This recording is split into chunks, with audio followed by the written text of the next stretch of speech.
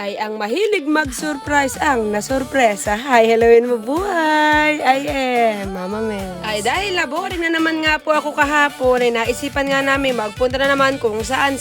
Dito nga po sa Ginoong Sanay ang naisipan namin puntahan at ito nga po pala ang simbahan nila. Ay sa totoo nga lamang hindi ko pa nga po nakikita ang loob nito. Ay pupunta nga pala ako kay Kapatid Vlog kaya nga po kami ay narito sa may Ginoong Sanay. Ay dahil hindi nga siya nakakasama sa aming mga lakad na magkakaibigan kaya nga ako na nagpunta para sa kanya. Ay kasama ko nga pala ang aking bunsuan dito na si David Israel. At ito nga palang bahay na inyong nakikita ay kay Ka-Freshness. Ay pupunta nga sana kami riyan. Kaso nga lang may dalawang asong nakaabang. Ay pero kilala na nga ako ng aso at hindi na nga po kami tinatahulanan Kaso nga lamang si Ka-Freshness pala ay nasa Laguna at nagre-reband. Ay ang bahay ba naman kasi ni Kapatid Vlog ay nado sa kadulu-duluhan. Kaya eto po si Mama Mel sa talaga nga naman paahon ng paahon. At dito nga ay meron na naman pong asong puti na nakaabang sa amin. Pero ako'y natutuwa at hindi nga man lamang kami tinatahulan at tila baga walang pakialam sa amin Ay siguro sabi ng aso ibang papayat naman ninyo. Wala akong makakagatan At dito nga ay hindi na nga po ako kumatok. At kahit nga natatakot ang anak ko sa aso ay sabi ko sige tara na tayo pumasok na.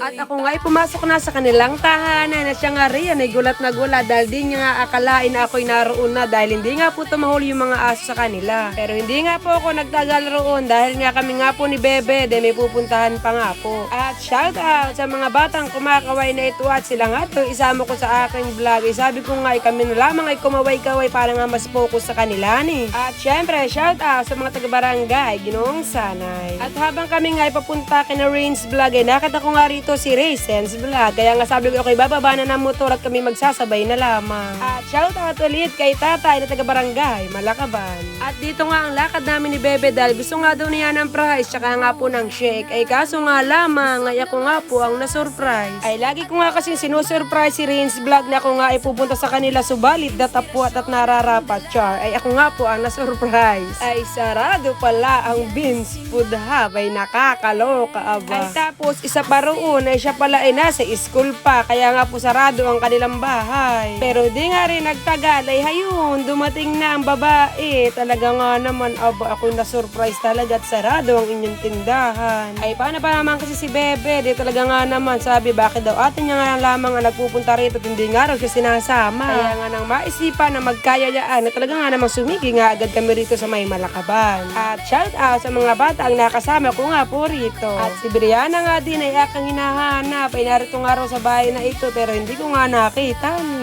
Ay patutuloyin nga sana kami ni Lorraine sa kanilang tahanan pero sabi ko nga ay aalis na rin kami at dahil sarado naman. At sabi din ng mga batang ito isali ko nga raw sila sa kanilang vlog kaya sabi ko sige tayo mag picture at syempre kaway.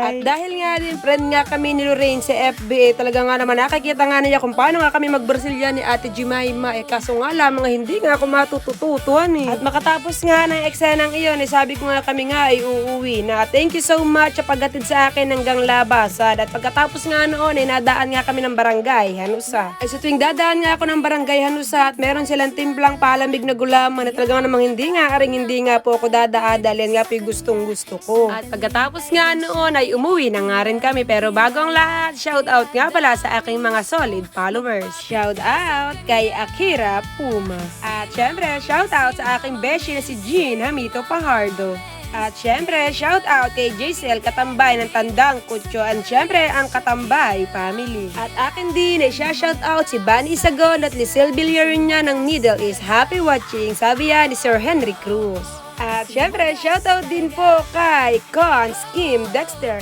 Candelaria. At shoutout kay Janelle, sabi ni Madam Anita Baluyot Gutierrez. And shoutout din po sa inyo, Tina Veteranta. At syempre, ang mga taga-barangay, Sampad, katulad ni Sir JP Buesa. Thank you so much po. God bless.